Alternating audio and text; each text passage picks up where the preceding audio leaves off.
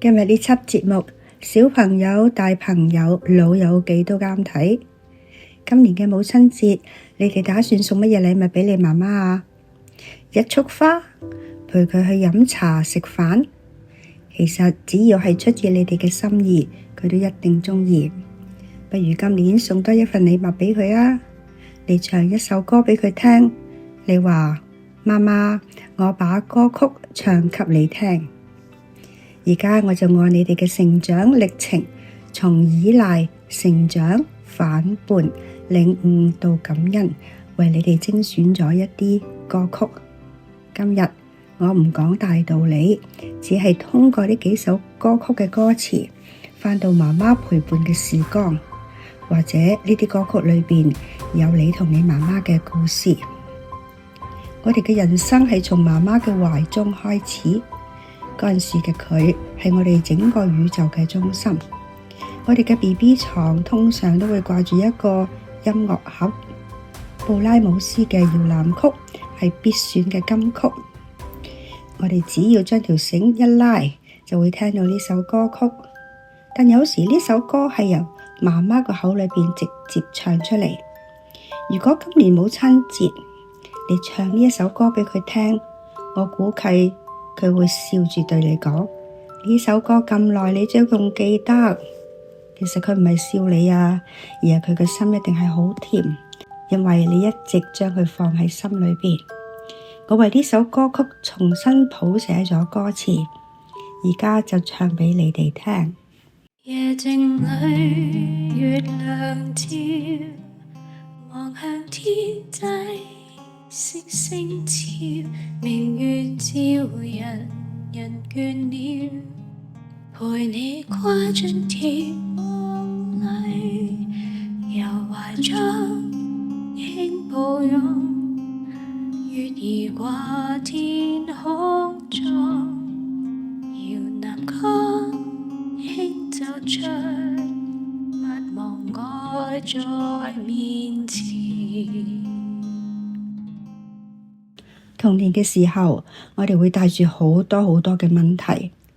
周杰倫話：小朋友，你是否有很多問號？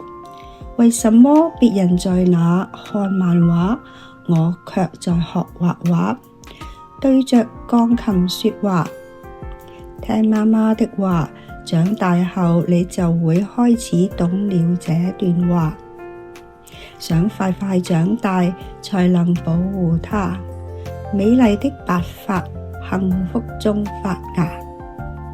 細個嘅時候，每當人哋對自己講一定要聽媽咪話，總係覺得呢句說話真係好煩，簡直係約束。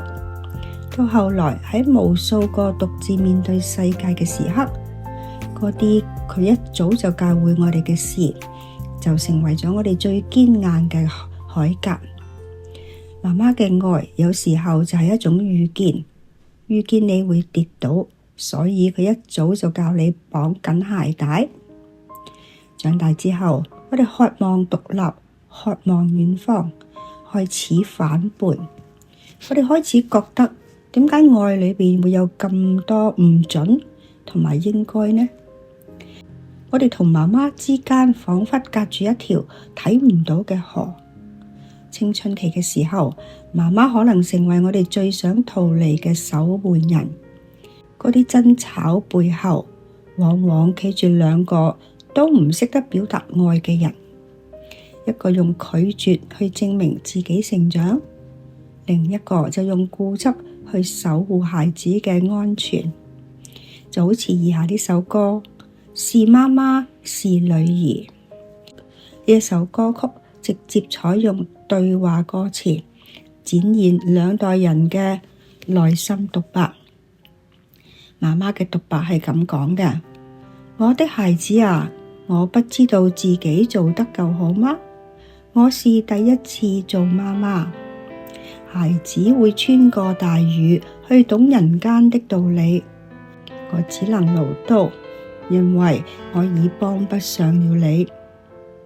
早上吃飯了嗎？按時睡覺了嗎？原諒我只懂這樣參與你生活。放手，如果是一門功課，媽媽一生未考過。女兒嘅獨白係咁講嘅：親愛的媽媽，我不知道自己做得夠好嗎？媽媽會留在童年，給我打很多電話。你的噓寒問暖，我知道是為我好的，但又讓我覺得我不曾被信任着。請放心，讓我前往屬於我的人生吧。呢兩代人各自有自己唔同嘅想法，不過佢哋都明白，我知道愛會爭吵，我知道人會變老，所以那一句愛你一定要大聲地說。成年之後，我哋對親情同埋生命嘅流逝開始有所領悟。Beyond 嘅真的愛你，無法可修飾的一對手，帶出溫暖，永遠在背後。不懂珍惜，太內疚。我哋從前聽唔明嗰啲歌詞，而家字字錐心。原來帶出溫暖，永遠在背後，個雙手已經變得粗糙無力。原來媽媽唔係天生嘅超人，佢只係為咗我哋變得萬能。而家我哋終於聽明，從前每一句囉嗦嘅說話嘅潛台詞，都包括咗講唔完嘅我愛你，同埋佢心裏邊嗰啲千言萬語。從依賴到反叛，又從理解到感恩，我哋用咗大半生嘅時間喺媽媽愛嘅光譜下尋找自己嘅位置。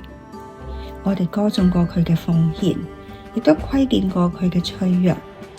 我哋渴望佢嘅擁抱，亦都曾經向往離開佢嘅天空。但無論時代點樣變遷，無論表達愛嘅方式有幾多種，當我哋剝開所有嘅故事外殼，你就會發現一個最溫暖、最簡單嘅真相，就好似以下落嚟呢一首歌所講嘅：天下的媽媽都是一樣的，不管風吹雨打，不管春秋或冬夏，我的媽媽從來不放假，工作為了家。不管太陽升起，不管夕陽它又落西，為了我們，你犧牲了自己。我永遠不會忘記，將來有那麼一天，我把太陽高高升起，掛在你永遠滿足的笑容裏。媽媽，我愛你。天下媽媽都係一樣嘅，唔係在於佢哋講咗乜嘢相同嘅話，佢哋着乜嘢相同牌子嘅服飾，而係在於嗰份永遠唔會下班嘅牽掛，嗰一頓熱騰騰嘅飯餸，嗰個無論你成功失敗，都永遠向你敞開嘅家門。所以我就將呢一首歌曲獻給每一位平凡而偉大嘅母親，亦都送俾將來會成為媽媽嘅你哋。希望今年呢個母親節，你哋一家人都可以同聲、同喜、同樂、同樂。我係是非人，母親節快樂！今日嘅分享到此為止，下一輯再見。